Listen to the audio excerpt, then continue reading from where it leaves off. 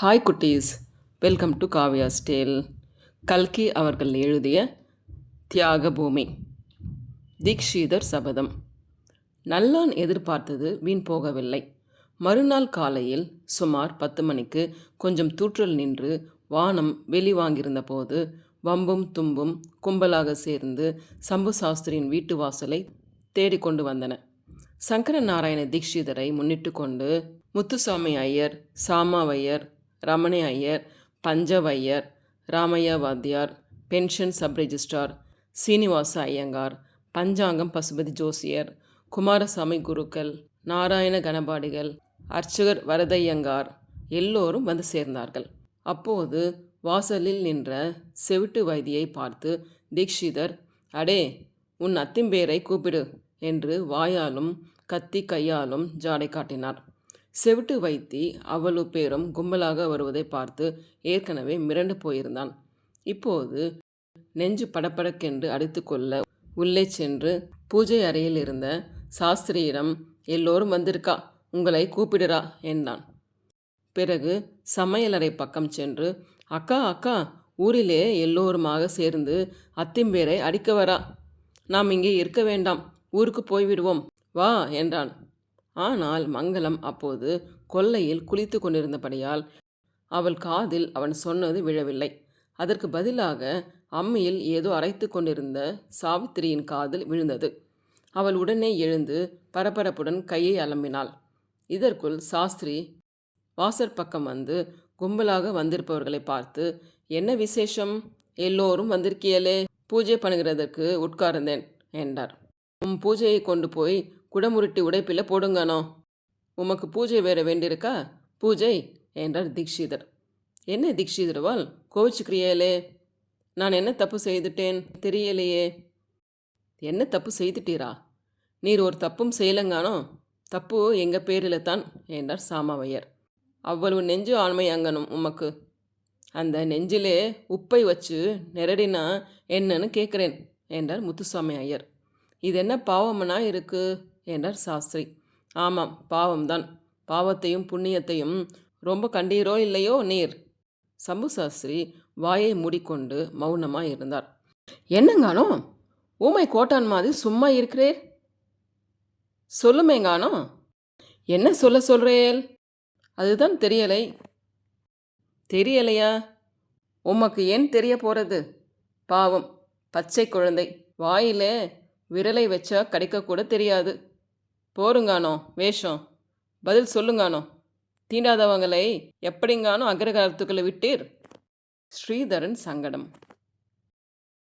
நெடுங்கரையில் சாவித்திரி தீபாவளி சமயத்தில் தானா இப்படியெல்லாம் வரவேணும் என்று சங்கடப்பட்டு கொண்டிருக்கையில் கல்கத்தாவில் ஸ்ரீதரனும் தீபாவளியை நினைத்து பெரிதும் சங்கடப்பட்டு கொண்டிருந்தான்.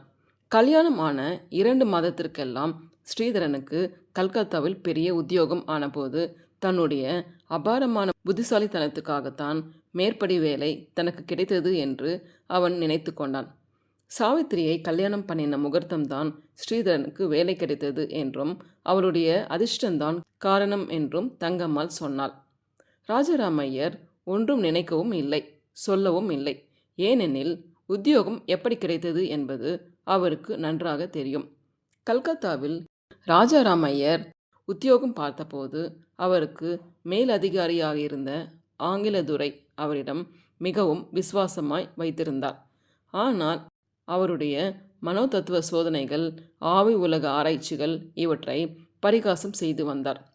ராஜாராமையர் உத்தியோகத்திலிருந்து விலகி ஊருக்கு வந்த பிறகு மேற்படி துரையின் அருமை மனைவி இறந்து போனாள். இதன் காரணமாக துரைக்கும் ஆவி உலக ஆராய்ச்சிகளின் சிரத்தை உண்டாயிற்று. ஒருவேளை ராஜராமையரின் நம்பிக்கையில் உண்மை இருக்குமோ, சாத்தியமாயிருக்குமோ என்றெல்லாம் அவருக்கு சபலம் உண்டாயிற்று. ராஜராமையருடன் கடித போக்குவரவு தொடங்கினார். பிறகு ராஜராமையர் கல்கத்தாவுக்கே வந்துவிட்டால்தான் அந்த ஆராய்ச்சிகளை நன்கு நடத்த முடியும் என்று தோன்றியது. எனவே ராஜராமையரை கல்கத்தாவுக்கு வர பண்ணுவதற்காக துரை அவருடைய பிள்ளை ஸ்ரீதரனுக்கே K&O பேங்க் என்னும் பிரசித்தி பெற்ற இங்கிலீஷ் பேங்கின் கல்கத்தா கிளை ஆஃபீஸில் உதவி மேனேஜர் வேலை செய்து வைத்தார். ஆகவே ஆனி மாதத்திலேயே ராஜாராமையருடைய குடும்பம் கல்கத்தாவுக்கு போக வேண்டியதாயிற்று. கல்கத்தாவில் தென்னிந்தியர் வசித்த பகுதியில் ஒரு தனி வீடு எடுத்துக்கொண்டு குடித்தனம் தொடங்கினார்கள். ஸ்ரீதரன் அப்படி ஒன்றும் அசடு இல்லாதமையால் உத்தியோகத்தை திறமையாக பார்த்து துரைக்கு திருப்தி அளித்து வந்தான். தங்கம்மாளுக்கு மட்டும் ஒரு மனக்குறை இருந்து கொண்டு தான் இருந்தது. ஆடி 6ஆம் மாதம் ஆவணி அவிட்டம் இவற்றுக்கெல்லாம் நெடுங்கரைக்கு போய் அதிகாரம் பண்ணி சீர் செலுத்தி கொண்டு வரவில்லையே என்பது தான் அந்த குறை. ஆனால் எல்லாவற்றுக்கும் சேர்த்து வைத்து தலை தீபாவளிக்கு போய் கொண்டு வந்துவிடலாமென்று அவள் ஆசைப்பட்டு கொண்டிருந்தாள். தீபாவளிக்கு ஒரு மாதத்திற்கு முன்னாலிலிருந்தே பிள்ளைக்கு அவள் உரையேற்ற ஆரம்பித்து விட்டாள். ஸ்ரீதரனுக்கோ இது கொஞ்சம் கூட இஷ்டமில்லை. ஏற்கனவே அவனுக்கு இந்த கல்யாணம் பிடிக்கவில்லை. சாவித்திரியை நினைத்தால் அவனுக்கு அருவருப்பாக இருந்தது. நெடுங்கரையையும் சம்பு சாஸ்திரியையும் எண்ணினால் அவனுடைய உடல் குன்றியது. இவ்வளவுடன் இப்போது ஒரு புதிய காரணமும் சேர்ந்திருந்தது. ஸ்ரீதரன் உத்தியோகம் பார்த்த பேங்கில் டைப் அடிக்கும் வேலைக்கு ஆங்கிலோ இந்திய பெண்கள் அமர்த்தப்பட்டிருந்தார்கள். ஸ்ரீதரனுக்கு வேலைக்கு போன அன்று அவர்களில் ஒருத்தி அவனுடைய அறைக்குள் வந்தாள். ஆர் யூ மிஸ்டர் ஸ்ரீதர் என்று கேட்டாள். அந்த குரல் ஸ்ரீதரனுக்கு தேவகானம் போல் இருந்தது. கண் கொட்டாமல் அவளை பார்த்தபடி ஆம் என்பதற்கு அறிகுறியாக தலையை அசைத்தான் Sridharan. What a lovely name என்றாள் அந்த பெண். ஸ்ரீதரனுக்கு அப்போது தன் பெற்றோர்கள் மீது மிகவும் நன்றி உண்டாயிற்று. தனக்கு எத்தனையோ விதத்தில் அவர்கள் கெடுதல் செய்திருந்தாலும் இவ்வளவு அழகான பெயரை கொடுத்தார்களே என்று எண்ணினான். பிறகு அந்த பெண் ஸ்ரீதரனுடைய கடிதங்களை டைப் அடிப்பதற்காக தன்னை நியமித்திருப்பதாகவும் அவன் கூப்பிடும்போது வருவதாகவும் சொல்லிவிட்டு போய்விட்டாள். சாதி பிரஷ்டம். நெடுங்கரையில் பெரும் மழை நின்றது. ஆனால் மழை அடியோடு நிற்கவில்லை. சில நாள் காலையிலும் சில நாள் மாலையிலும் இன்னும் சில நாள் இரவிலுமாக விட்டு விட்டு பெய்து கொண்டிருந்தது. குடமுருட்டியில் வெள்ளமும் குறைந்து அதிகாரிகளும் பெருமுயற்சி செய்ததன் பேரில் ஒரு வாரத்தில் அடைப்பு அடைப்பட்டது. சம்பு சாஸ்திரியின் மாட்டு கொட்டகையில் அடைக்கலம் பெற்ற சேரி ஜனங்கள் 2 நாளைக்குள் களைத்து திடலில் கொட்டகை போட்டுக்கொண்டு அங்கே போய்விட்டார்கள். உடைப்பு அடைப்பட்டதும் சேரியில் மறுபடியும் குடிசைகள் போடத் தொடங்கினார்கள். இதற்கு கழி கீத்து எல்லாம் பெரும்பாலும் சாஸ்திரியர்தான் அவர்களுக்கு கொடுத்தார். உடைப்பினால் சேரி ஜனங்களுக்கு மிகவும் துன்பம் ஏற்பட்டதாயினும் அந்த துன்பத்தின் மூலமாக கடவுள் அவர்களுக்கு ஒரு நன்மையையும் அளித்தார். சேரியின் ஒரு பக்கத்தில் உடைப்பு வெள்ளம் பாய்ந்த வேகத்தினால் ஒரு பெரிய பள்ளம் ஏற்பட்டு அதில் ஜலம் தேங்கி நின்றது. அந்த பள்ளம் ஒரு பெரிய மூங்கில் கழி ஆழம் இருந்தபடியால் சேரி ஜனங்களுக்கு என்றும் ஜலம் வற்றாத ஒரு குளம் ஏற்பட்டது. இதனால் பழைய குடிசைகளுக்கு பதில் புதிய குடிசைகள் கிடைத்தபடியாலும் சேரி ஜனங்களுக்கு மொத்தத்தில் உடைப்பினால் நன்மை ஏற்பட்டதென்று சொல்லலாம். 2-3 நாள் பட்ட கஷ்டமெல்லாம் அவர்கள் அடியோடு மறந்து வாழ்க்கையை புதிய குதூகலத்துடன் தொடங்கினார்கள். குடமுருட்டி உடைப்பு சேரி ஜனங்களுக்கு குலம் பறித்து தந்ததல்லவா? அப்படி பறித்தெடுத்த மண்ணையெல்லாம் வெள்ளம் என்ன செய்தது என்று கேட்டால் சேரிக்கு அருகில் இருந்த சம்பு சாஸ்திரியின் வயல்களில் கொண்டு போய் தள்ளிற்று. சாஸ்திரியின் நன்சை நிலத்தில் ரொம்பவும் உயர்தரமான 2 வேலி நிலம் இதனால் பாழாய் போயிற்று. ஊரிலே வேறு யாருக்கும் இவ்வளவு அதிகம் சேதம் கிடையாது. சாஸ்திரிக்கு மட்டும் இம்மாதிரி நேரவே ஊரார் பார், இவன் செய்த காரியம் பகவானுக்கே பொறுக்கவில்லை, வாயிலே மண்ணை போட்டு விட்டார் என்றார்கள். இந்த உலகத்தில் பகவான் தம்முடைய அதீத பக்தர்களைத்தான் அதிகமாக சோதிப்பதை காண்கிறோம். இது ஓர் அதிசயம் என்றால் இதைவிட பெரிய அதிசயம் இன்னொன்று இருக்கிறது. உலகில் ரொம்பவும் நல்ல மனிதர்களுக்கே கொடுமையான விரோதிகள் ஏற்படுகிறார்கள். சம்பு சாஸ்திரியின் நிலைமை இப்படித்தான் இருந்தது. அந்த பரம பக்தரை பகவான் பல விதத்திலும் சோதனை செய்தார். அந்த நல்ல மனுஷருக்குத்தான் ஊரில் விரோதிகளும் அதிகமாக இருந்தார்கள். அவருடைய நல்ல குணமும் தயால சுபாவமுமே அக்ரகாரத்தில் ரொம்ப பேரை அவருக்கு விரோதிகள் ஆக்கியிருந்தன. இந்த வருஷத்தில் குடியானவர்கள் தகராறு காரணமாக அந்த விரோதம் முற்றி போயிருந்தது. ஆகவே வெள்ளத்தின் போது சேரி ஜனங்களுக்கு மாட்டுக் கொட்டகையில் இடம் கொடுத்ததை வியாஜகமாக வைத்துக்கொண்டு ஊரார் அவரை சாதி பிரஷ்டம் செய்தார்கள். அவர் வீட்டுக்கு நீர் நெருப்பு கொடுக்கக்கூடாதென்றும் அவர் வீட்டில் நடக்கும் சுபசுப காரியங்களுக்கு போகக்கூடாதென்பதும் கட்டுப்பாடு செய்தார்கள்.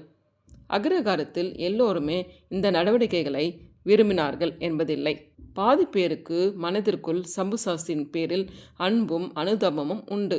ஆனால் அப்படிப்பட்டவர்கள் சாதுகளாயும் பயந்த சுபாவமுடையவர்களாயும் இருந்தார்கள். தீக்ஷிதர், சாமாவையர், முத்துசாமி ஐயர் முதலியவர்களை எதிர்த்து நின்று சண்டை போட அவர்களுக்கு தைரியமில்லை. ஊரோட ஒக்க என்று அவர்கள் வாயை மூடிக்கொண்டு பேசாதிருந்தார்கள். பிரயாணம் நின்றது. ராஜாராமையரின் ஆவி உலக சோதனைகள் தீவிரமாக நடைபெற்று கொண்டிருந்தன. அவரும் மிஸ்டர் பீட்டர்சன் துரையும் ஸ்பிரிட்வேர்ல்டு பத்திரிகை ஆசிரியர் ஷியாம் பாபுவும் இன்னும் 4-5 பேரும் வாரத்தில் ஒரு நாள் இரவில் சந்தித்து இறந்தவர்களுடைய ஆவிகளை வரவழைத்து பேச முயன்று கொண்டிருந்தார்கள். ஒரு நீளமான மேஜையை சுற்றி இவர்கள் உட்காருவார்கள். விளக்கை அணைத்து விடுவார்கள். பிறகு ஒவ்வொருவரும் தமது இறந்து போன உறவினர்களை ஏனும் மனதில் நினைத்து அவருடைய ஆவி வர வேண்டும் என்று தியானிப்பார்கள். ஆவி உலகம் சம்பந்தமாக அப்போது வெளியாகியிருந்த புத்தகங்களில் மேற்கண்ட முறைத்தான் கூறப்பட்டிருந்தது. இம்மாதிரி தொடர்ந்து செய்து வந்தால் சில நாட்களுக்கெல்லாம் குறிப்பிட்ட ஆவி அல்லது ஆவிகள் அருவமாக அந்த அறைக்குள் வரும். வந்து தியானம் செய்வர்கள் தொட்டு கொண்டிருக்கும். மேஜையை மெல்ல மெல்ல உயர தூக்கும். அப்புறம் சில விசேஷ சப்தங்கள் எல்லாம் உண்டாக்கும். நாளடைவில் ஆவி புகை போன்ற உருவம் எடுத்து கண்ணுக்கு புலனாக தொடங்கும். கடைசியாக அது பேசத் தொடங்கி கேட்ட கேள்விக்கு பதில் சொல்லும்.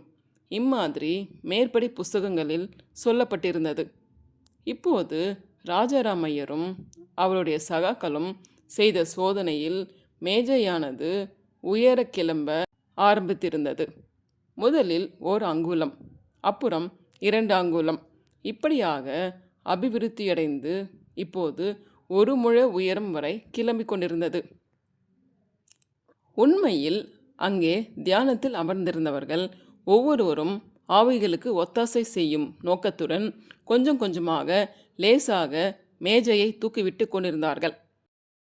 ஆனால் ஒருவருக்காவது மற்றவர்களும் அப்படி செய்கிறார்கள் என்பது தெரியாதாகையால் அருவமான ஆவிகள்தான் அந்த மேஜையை தூக்குகின்றன என்று மனப்பூர்வமாக நம்பினார்கள். அம்மாதிரி பரிபூர்ண நம்பிக்கை கொண்டிருந்தவர்களில் ராஜாராமையரும் ஒருவர். தமது வாழ்நாள் எல்லாம் கனவு கண்டு கொண்டிருந்த காரியம் இப்போது உண்மையிலேயே நிறைவேறப் போகிறது என்று எண்ணி அவர் அளவில்லாத உற்சாகத்தில் ஆழ்ந்திருந்தார். உலக விஷயங்கள் ஒன்றுமே அவருக்கு லட்சியமாகவில்லை. தீபாவளிக்கு தம் மனைவியும் பிள்ளையும் நெடுங்கரைக்கு போகும் விஷயம் அவருக்கு மிகவும் திருப்தி அளித்தது. அப்பா, ஒரு 10 நாளைக்காவது இவர்களுடைய தொல்லை இல்லாமல் இருக்கலாம் என்று அவர் எண்ணினார். அத்துடன் இப்போது அவர்கள் சோதனை நடத்தி கொண்டிருந்த இடம் அவ்வளவு வசதி இல்லாமல் இருந்தபடியால் தங்கம்மாளும் ஸ்ரீதரனும் ஊருக்கு போனால் நமது வீட்டிலேயே ஒரு நாள் நடத்தி பார்க்கலாம் என்று எண்ணமும் அவருக்கு இருந்தது.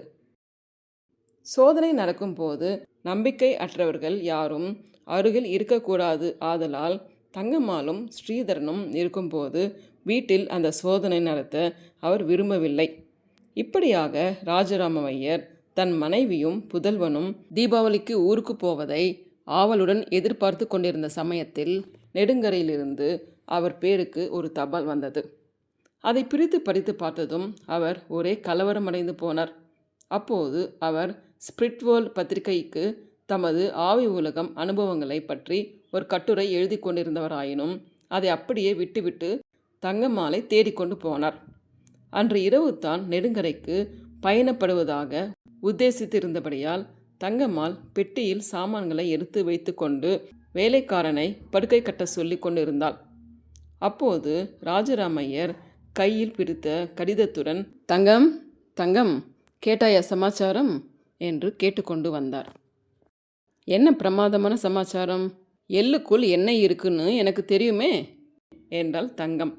இல்லைடி, உன் பிள்ளையாண்டான் தீபாவளிக்கு மாமனார் ஆத்துக்கு போக மாட்டேன்னு மூக்கால் அழுதுன்னு இருந்தானோ இல்லையோ, அங்கேயும் அதுக்கு தகுந்தாப்புலே ஒரே ரகலையாக இருக்கு.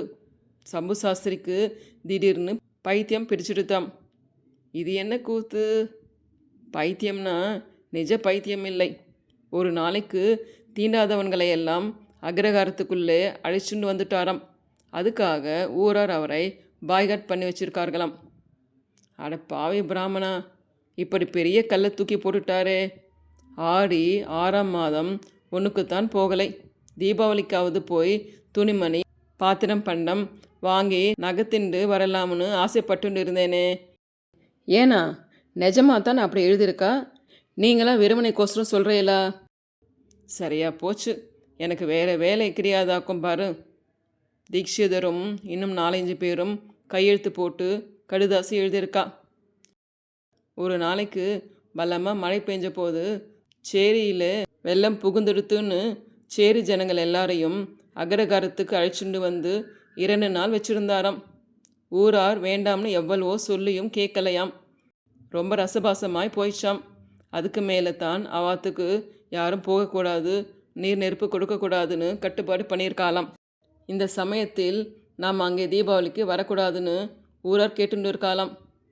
அப்புறம் உங்கள் இஷ்டம், நாங்கள் இதுக்கு மேலே சொல்கிறதுக்கு இல்லைன்னு லெட்டர் முடிகிறது. நீ என்ன சொல்கிற? நான் என்னத்தை சொல்கிறது? பார்த்தா வைதீகமாக விபூதியும் துளசி மாலையுமா இருக்காரேன்னு நினைச்சேன். உங்களைப் போலையெல்லாம் கிராப்பு தலையும் பாழும் நெத்தியுமா இல்லையேன்னு சந்தோஷப்பட்டு இருந்தேன். இப்படி பைத்தியம் பிடிச்சு பாயை புரண்ட போகிறாருன்னு யார் கண்டா? நான் கண்டேனா என்ன? நான் அதை கேட்கலை. நான் இப்போது தீபாவளிக்கு போகிறதா இல்லையான்னு கேட்குறேன். அது எப்படி போகிறது? நன்னா இருக்கே. இன்னைக்கு நாம் புடவைக்கும் வேஷ்டிக்கும் ஆசைப்பட்டு போயிட்டா நாளைக்கு நம்ம பெண்களை கொடுத்துருக்கிற இடத்துல சும்மா இருப்பாளோ? அதெல்லாம் யோசனை பண்ணித்தான் செய்யணும். ராஜராமையரும் தங்கம்மாளும் இப்படி பேசி கொண்டிருந்த போது வாசலில் வண்டி நின்ற சத்தம், ஸ்ரீதரனும் அவனுடைய தோழனும் இறங்கி உள்ளே வந்த சத்தமும் அவர்கள் காதில் விழவில்லை. அடுத்த அறையில் வாசற்படிக்கு அருகில் நின்றபடி ஸ்ரீதரன் அவர்களுடைய சம்பாஷணையை சற்று நேரம் ஒட்டு கேட்டுக்கொண்டிருந்தான். பெரிய சங்கடத்தில் மாட்டிக்கொண்டு விட்டோமே, எப்படியாவது இந்த பிரயாணம் தடைப்பட்டு விடக்கூடாதா என்று. அது எப்படி போகிறது என்று தங்கம்மாள் சொன்னதை கேட்டதும் அளவில்லாத குதூகலம் உண்டாயிற்று. ஆனால் அதை சிறிதும் வெளியே காட்டிக்கொள்ளாமல் முகத்தை கடுகடுப்பாக வைத்து கொண்டே அப்பாவும் அம்மாவும் இருந்த அறைக்குள் வந்தான். ஒரு வார்த்தையும் பேசாமல் அப்பாவையும் அம்மாவையும் வெறுத்து பார்த்துவிட்டு, ஒரு பிள்ளைக்கு அவன் தாயார் தகப்பனாரே சத்ருக்களாய் இருந்தால் என்னத்தான் செய்கிறது என்றான். ராஜராமையர், என்னடா உளறே, நான் என்னடா பண்ணினேன் உனக்கு என்றார். ஆமாம் அப்பா, நீங்கள் ஒன்றும் பண்ணலை. இந்த கல்யாணமே வேண்டாம்னு நான் அப்போவே அடிச்சுட்டேனோ இல்லையா? கல்யாணத்தனைக்கு காலம் வரக்கூட இந்த பட்டிக்காட்டு சம்பந்தம் வேண்டாம், புறப்பட்டு போயிடலாம்னு முட்டின்றேன். 2 பேருமாய் சேர்ந்து பணத்துக்கு ஆசைப்பட்டுண்டு பலவந்தமாக பண்ணி வச்சேல். அட, என்னை பார்த்து சொல்லு, கல்யாணம் விஷயமாய் ஒரு வார்த்தையாவது நான் உங்ககிட்ட சொன்னேனடா? அம்மாவாச்சு பிள்ளையாச்சு எப்படியாவது செய்துக்கோங்கன்னு நான் தான் பேசாமல் இருந்துட்டேனே. அம்மா தான் இருக்காளே, அம்மா என்னை கெடுக்கிறதுக்குனே பிறந்திருக்காளே என்றான் ஸ்ரீதரன். ஏற்கனவே தங்கம்மாளுக்கு தீபாவளிக்கு போக முடியவில்லை என்று துக்கம் அடைத்து கொண்டு வந்தது. இப்போது பிள்ளையாண்டான் மனம் வெறுத்து பேசினதை கேட்டதும் அவள் விசித்து கொண்டே, அப்படி ஏண்டா சொல்கிற குழந்தை, உனக்கு என்னடா இப்போ வந்துடுது? நாளைக்கே நினைச்சா இன்னொரு கல்யாணம் என் குழந்தைக்கு நான் பண்ணி வைக்க மாட்டேனா என்ன? எத்தனையோ பேர் நான் நீ என்று பெண் கொடுக்க காத்துண்டிருப்பாளே என்றாள். அதற்கு ஸ்ரீதரன், என்ன இன்னொரு கல்யாணமா? சபாஷ், ஒரு தடவை மரப்பாச்சி கல்யாணம் பண்ணி வச்சாச்சு, இன்னொரு புதுச்சேரி பொம்மையை கல்யாணம் பண்ண வச்சுட்டா ரொம்ப பேஷாக போயிடும். அது வேற நினைச்சுட்டு இருக்காயே நீ என்றான். ராஜராமையர், சரிதான்டா, சரிதான், வேறு வேலை இருந்தால் பாரு. ஊருக்கு போகலை, லீவு வேண்டாம்னு துரைக்கு உடனே எழுதி போட்டுடு என்று சொல்லிவிட்டு தமது அறைக்கு சென்றார். அப்பாவுக்கு என்ன, சுலபமாக சொல்லிவிட்டு போயிடுறார். என் சிநேகிதனை அழிச்சுண்டு வந்திருக்கேனே, அதுக்கு என்ன பண்ணுறது? அவள் வீட்டில் போய் ஏன் போகலேன்னு எக்ஸ்பிளைன் பண்ணி ஆகணும் என்றான் ஸ்ரீதரன். அதே சமயத்தில் அவனுடைய சிநேகிதன் உள்ளே வரவே தங்கம்மாள் அவளை ஏற இறங்க பார்த்துவிட்டு, ஏண்டாப்பா, இவன் என்ன ஜாதி பையன்? முகத்தை பார்த்தால் கலையாய் இருக்கு. தமிழ் பேச தெரியுமா என்றாள். அவனுக்கு தமிழ் பேச தெரியாது, இங்கிலீஷும் பெங்காலியும் தான் தெரியும். இந்த ஊர்க்காரன் தான். ஆத்திலேயெல்லாம் சொல்லிண்டு வந்துட்டான். இப்போ எப்படியம்மா அவனை திருப்பி போக சொல்கிறது? ஏன் போக சொல்கிறே? தீபாவளிக்கு நம்ம ஆத்திலேயே வேணா இருந்துட்டு போகட்டுமே. உனக்கு துணை வேணுமோ இல்லையோ என்றாள் தங்கம்மாள். அம்மா ரொம்ப தேங்க்ஸ் என்று சொல்லிவிட்டு அவனுடைய சிநேகிதனை கையை பிடித்து இழுத்து கொண்டு மேல் மாடிக்கு போனான். அங்கே சூசிக்கு நல்ல வார்த்தை சொல்லி சமாதானப்படுத்துவதற்குள் அவன் ரொம்ப சிரமப்பட்டு போனான் என்று சொல்ல வேண்டுமா என்ன? நாளை தீபாவளி.